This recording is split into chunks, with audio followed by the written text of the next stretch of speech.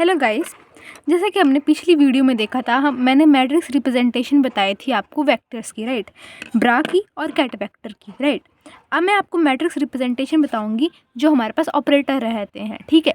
तो हमने क्या ले लिया, हर एक लीनियर ऑपरेटर के लिए ए हमने यूनिट वेक्टर लिया यहाँ पे, ठीक है।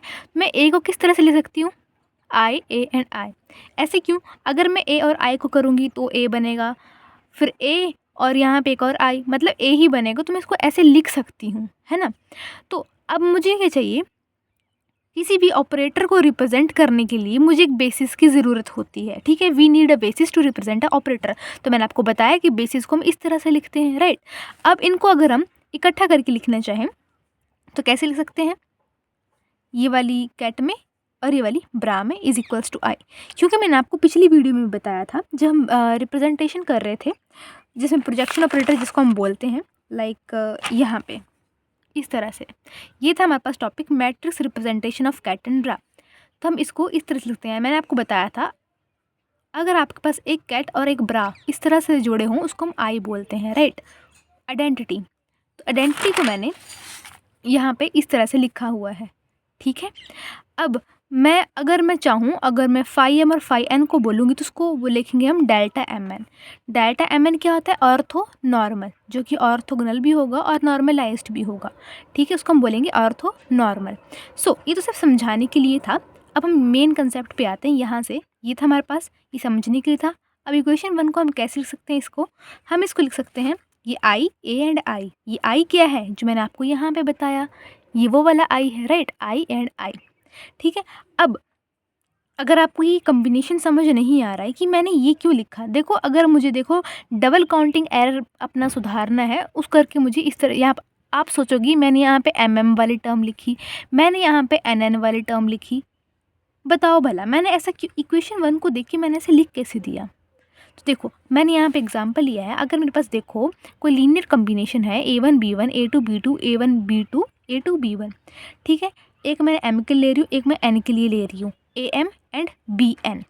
पहले हम क्या करते हैं, समीशन हम N एलिमेंट्स पे लगा रहे हैं।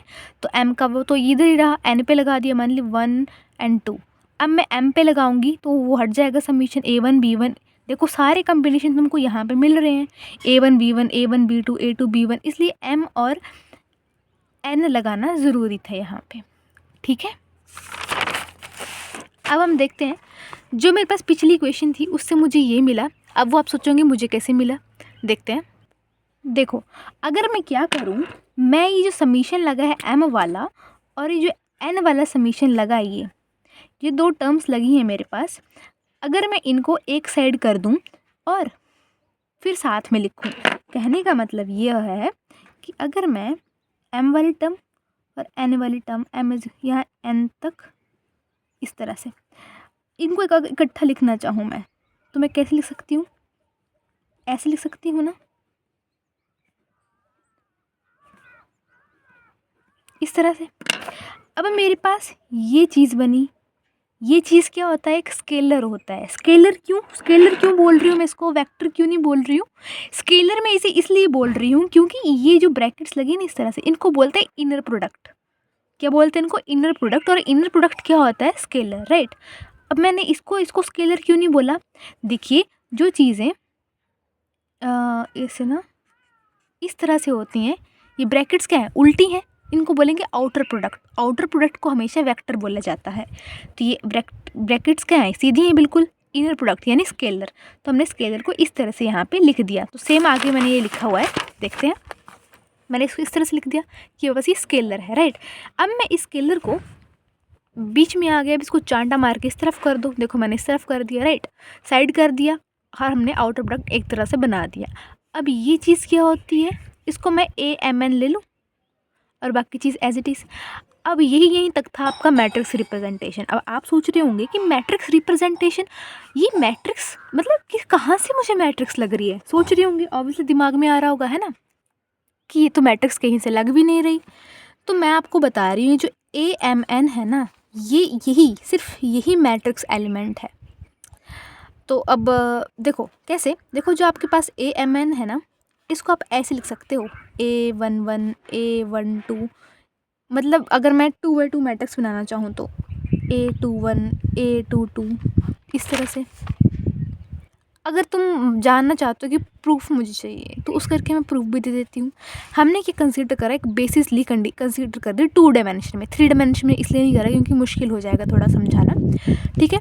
3 डायमेंशन में अगर किसी को जिज्ञासा है तो ही एंड शी मे डू। देखो 5 1 है, मैंने 1 0 ले लिया, और 5 2 मैंने क्या ले लिया 0 1।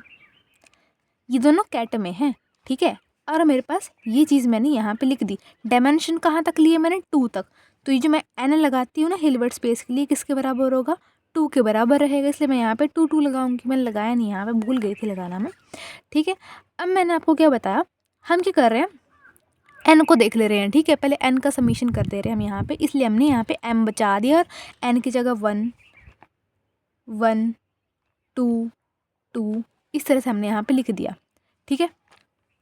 AM1 मतलब सिमिलरली AM2 वैसे उस तरह से, ठीक है। अब हम अगर M का भी कर लें साथ में तो M का 1 आ जाएगा, N का ऑलरेडी है, M का अपना 1 आ जाएगा, N का ऑलरेडी है, यहाँ पे देख रहे हैं। इस M का फिर 2 मतलब यहाँ पे 1 आ गए, यहाँ पे 1 2 आ गए इसका, फिर आगे इसका 2 1 आ जाएगा, फिर आगे 2 2 आ जाएगा। सिर्फ मैट्रिक्स लिखते हैं उस तरह से, राइट। 1 और 2 ही पुट करने हैं आपने यहाँ पे, है ना। वही पहले 1 1 की बारी, फिर 2 2 की बारी, उस तरह से। अब हमारे पास देखो ये चीज़ें बन रही हैं। A1 1 ये अपना मैट्रिक्स एलिमेंट है, ये मैट्रिक्स एलिमेंट है, ये मैट्रिक्स एलिमेंट है, ये मैट्रिक्स एलिमेंट है ना। ये मतलब अब आप लोग सोचोगे कि ये क्या चीज़ बता रही हूँ मैं। देखो मैं पहले इस चीज़ को ले रही हूँ, मैंने यहाँ पे लिख दिया, इस चीज़ को लिया मैंने, इस चीज़ को लिया और इस चीज़ को लिया। मैंने इनको इस तरह से लिख दिया, ठीक है। मैं लाल पेन से बताती हूँ यार, ठीक है। मैंने इसे लिख दिया। 5 1 की वैल्यू कितनी दी रखी है 1 और 0। ये कैट है मेरे पास, ये कैट है, तभी ये इस तरह से याद रखना, जो कैट होता है वो हमेशा इस तरह से रिप्रेजेंट किया जाता है, और जो ब्रा होता है वो इस तरह से रो की फॉर्म में, ये कॉलम की फॉर्म में। इसलिए कैट की वैल्यू क्या है 1 0 है, तो 1 0 लिख दी।